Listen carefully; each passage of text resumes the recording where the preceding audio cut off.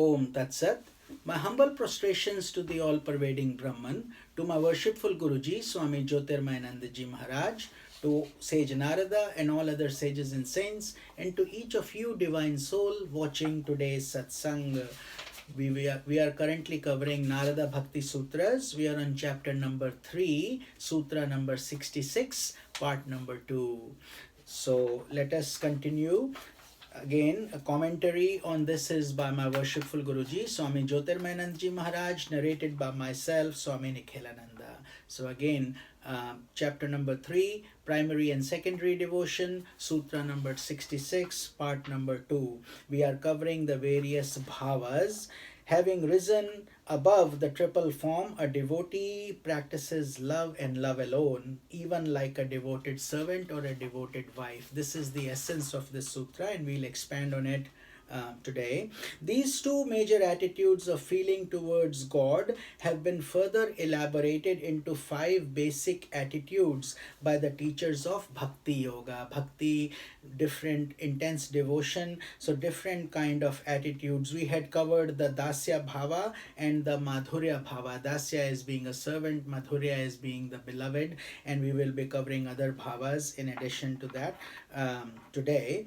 The first one is Shanta Bhava. Shant means peaceful. So a devotee does not express any outward show of his devotion. His love of God flows in his heart like a river flowing towards the ocean in a quiescent manner, giving rise to a serene form of delight. It's called Shantarati.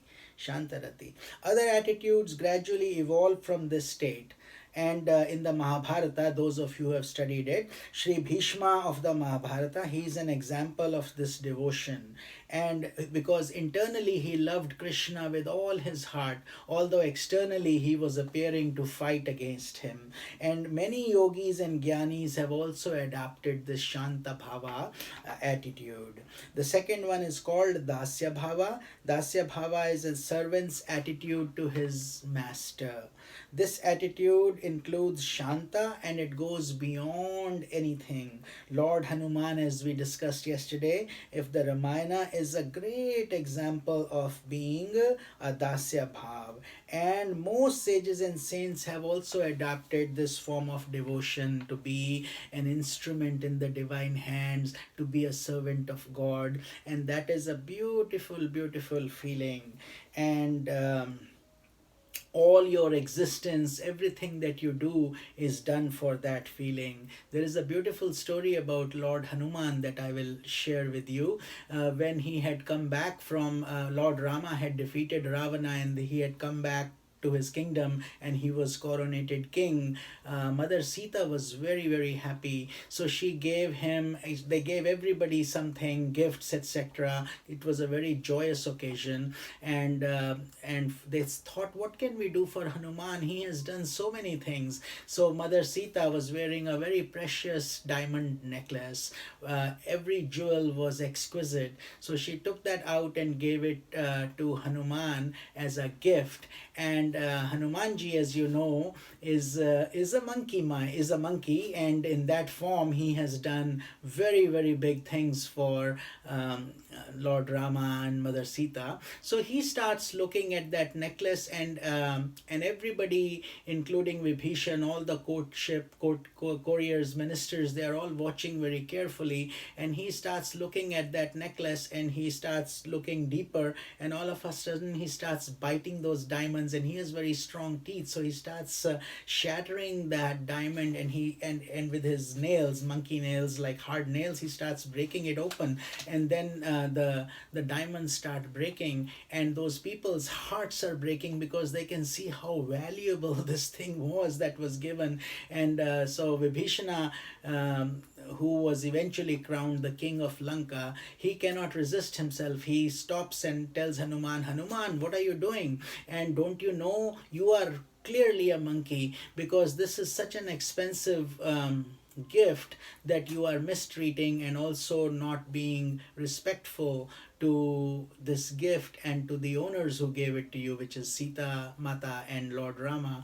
And why are you cutting it like that? So then Hanuman says, wait, I'm busy. I'm trying to see in these diamonds. I'm trying to see where my Lord Rama is, but he's not visible to them. I don't see him there. So that is the kind of dasya bhava we are talking about. He felt so connected to Lord Rama and to his master that then they say, but you're not going to find Lord Rama in this diamond. He says, yeah, but he says, so then this is useless for me. What am I going to do with it?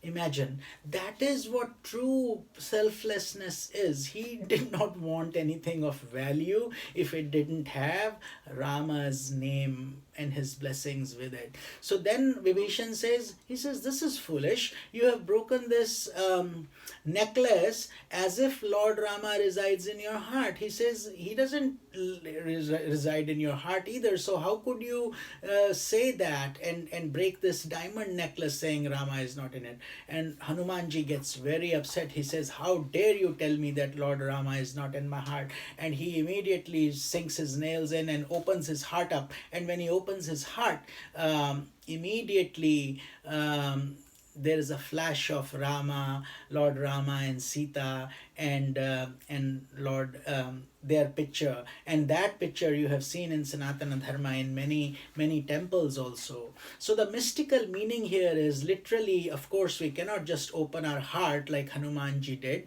The mystical meaning is that every pore of our body is infused with bhakti, it's infused with Lord Rama's name. That is the essence of the teaching here that Lord Hanuman narrated. So I thought I'd share this story with you so it gives you some idea of the bhakti bhav that Lord Hanumanji had for his master, Lord Rama. The second one is called Sakhya bhav, attitude of a friend. A devotee develops the attitude that divinity is his friend, thus bringing about a companionship with God. This was the relationship between Arjuna and Krishna. Arjuna was always considering Lord Krishna as his friend rather than as his guru, and later in the Bhagavad Gita he realizes that I'm talking to God himself, and he then understands his folly, but Lord forgives him, and he is also driving his chariot and with no ego whatsoever. And similarly in Bhagavatam, Uddhava is a great Siddha saint who has achieved great heights of spirituality, and he is also a friend of Lord Krishna. Gopis were also considered that way. So in this case, these two examples of Uddhava and Arjuna are very practical examples of how to treat God as your friend. And we also say this prayer, Tumi ho mata pita tumi ho bandhu sakha tumi ho. So you are my father, you are my mother, you are my friend, and you are my everything. Having advanced sages and saints live and move with God, and God reciprocates with them even as a friend. So God doesn't mind, he becomes your friend. This includes the previous two, and he goes beyond them. The third one is called Vatsalya Bhav. Vatsalya means attitude of a mother towards her child. So also in Sanatan Dharma philosophy, this is very deep. To love God as your child, just like Yashoda loved Krishna, and just like Rama's mother loved Kaushalya, she loved Rama, Lord Rama. A devotee becomes so selfless in his love for God that he enjoys the blossoming of Vatsalya Bhav. Another beautiful thing that comes out of Vatsalya Bhava is that because you are the mother and you're taking care of God as your baby, you know that the baby cannot give you anything. You're not expecting anything material from the baby. You are just expecting his smile, his love, his movement of hands, his feet, his crying, his ecstasy. All those things you relate to, and that develops the Vatsalya Bhava because it's totally pure and unselfish love. A mother enjoys a special delight, right? So much so, by the force of divine love, a devotee considers the divinity as his child, and his heart tenderly flows to God in a way that does not seek anything in return. It's only done with love and only love. So Mother Yashoda did that. And she had this Vatsalya Rasa where she sported with child Krishna, and there are many stories in Srimad Bhagavatam. It is full of bhakti rasa, full of like a ripe mango with no seed inside. It's just full of juice and no skin outside. Just enjoy the delicious juice. And that is the Srimad Bhagavatam scripture that Ved Vyas ji has written, that is highly recommended for people who are into bhakti, and in addition to these Bhakti Sutras that we are doing. So this includes the previous three and goes beyond them. So that is the Vatsalya Bhava. And then we have Kanta Bhava, Madhurya Bhava, or Shringara Bhava. This is the attitude of a lover towards the beloved. So we can also love God like that, like Meera did towards Krishna. She said, Lord Krishna is my husband, because when she was a very little girl, she was seeing a marriage procession going, and she asked her mother, Mother, who will I get married to? They are getting married. And the mother, because she was only very young, she was like maybe 7 or 8, the mother kind of like told her in a childish way, oh, for you will get married to Krishna. And she took that to her heart, because she had already done intense sadhana in her previous lives. So she started treating Krishna as her husband from that young tender age, and it grew and grew and grew, and eventually she got married to a rich royalty in Rajasthan, Prince Mewar in Mewar. And then but she could not fit in. She only thought of Krishna, and eventually she left the palace, she left the royalty, and she came on the streets and danced in ecstasy. And as we see, Chaitanya Mahaprabhu also did those things.